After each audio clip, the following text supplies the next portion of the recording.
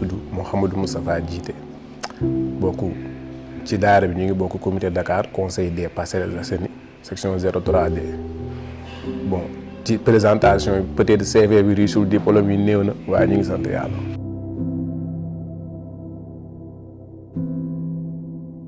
bon écriture passion bi mën naa def éphémère quoi parce que nekkul damay jël sama temps toujours di si bind peut-être contexte mooy tax ma bind wala lu ma yëg mooy tax ma bind mais passion bi moom est-ce que am naa si passion sax parce que lu éphémère lay doon rek mais peut-être du ma toog tout le temps di bind mais lu ma bëgg a bind dina gaaw parce que durée boobu yëpp ma toog bind maa ngi koy travailler sama xel donc ma jàpp si sama bopp moo may gën a yomb ma toog di ko bind rek. source d'inspiration boobu man lu si ëpp naa ko yëg rek bu ñu toogoon fii léegi kenn di wax loo xamante ni lu ma yëg la si góor gi mën naa see bind léegi wala bon ma dem plage ak connexion avec ndox beeg asamaan si et cetera boobaa mën naa am lu ma inspiré ma bind si donc mais lu may inspiré bëriwul trop.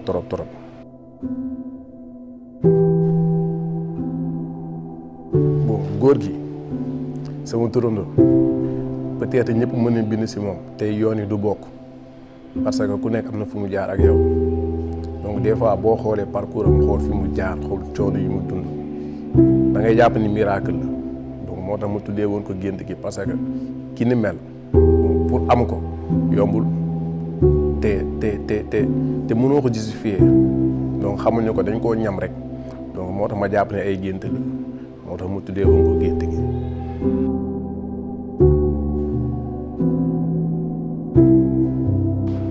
bon gént gi peut-être expliqué naa contexte bi tax ma bind ko donc li ma gën a marqué ci façon écriture yi te mooy benn fan laa ko bind corrigé wu ma ko yaatalu ma ko dama ko bind benn yoon mu jeex après ma compté norme yi ñu joxe woon te mooy moo yéeg su ma juumul riime et cetera mais nekkul lu ma corrigé wala ma jox ko keneen ma xool ko dama ko bind parce que inspiration bi noonu la ma dikkee ma bind ko mu jeex peut-être su ma ko gënoon amélioré wala su ma ko gënoon corrigé donc mën naa entre guillemets gën a riche donc yaakaar naa ni façon boobu laa si peut-être man lépp marqué na ma si mais am na si yoo xamante ni nit ñi dinañu neex na leen te mooy parti bu ñu naan jaaraw Cheikh Mouhamadou Moustapha yow mi tara xutbu zaman Ahmed Tidiane ba tax mu naan yaa ko gënal bakkanam maam Cheikh capitaine bi sa waay tax nga delloo ko la la bàyyi defaloon lu jiitu tey si Malick sa njàm wàcc na yaay ki leeral liggéeyu maam As ak sa maam Babacar Bodoo tas yaakaaru Cheikh Tidiane Massa Fass ndax tarixa bi yaa koy seedeel si juróom-ñaar fukki at du tax ñuy doyal ci yow ba tax dëkkee di la ñaanal ba nga sax war na képp ko am xel donc puisque bind yi lu ko capitaine jàngalee mag ñi moom nitu yaa da nga koy seedeel lu mu def rek donc te ñun bu dee xamuñu leen sax amaana seede bi sax lu ñuy dégg la rek moom moo tax ñaani moo si ëpp rek parce que suñu cofee su ñoom day jéggi dayoo ba doo jéem a xam sax lan nga leen di wax puisque xamuñu leen moom nañ leen di ñaanal rek.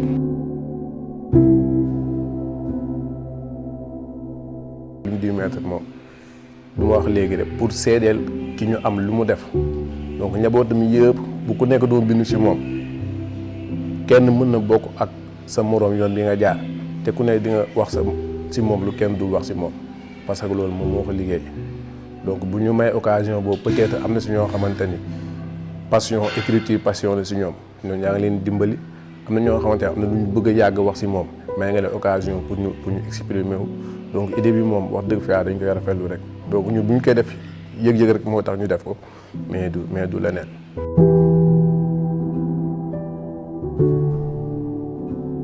bon dañuy apprécier initiative yi d'abord parce que fond bi moom toujours dafay nekk chaque année boo indi ñu bees aussi dinañ gën a bind loo xamante ni peut-être ñu njëkk ña binduñu ko donc ci forme bi am na lu muy apporter lu bëri te mooy pousser d'évolution bi muy def ci ku nekk donc la fekk ñoom ñu sous-entendre tour boobu rek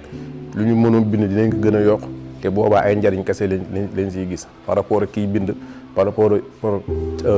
ak cofeel bi ñu am ci suñu kilifa et cetera donc idée bi ñu ngi koy rafetlu di ñaan yàlla édition yi gën a bëri incha allah bon édition yi bi ñu ñëw ñu ngi koy waaj peut-être ci benn fan mën nañ ko bind waaye yàlla baax na dina nekk lu grandiose incha allah.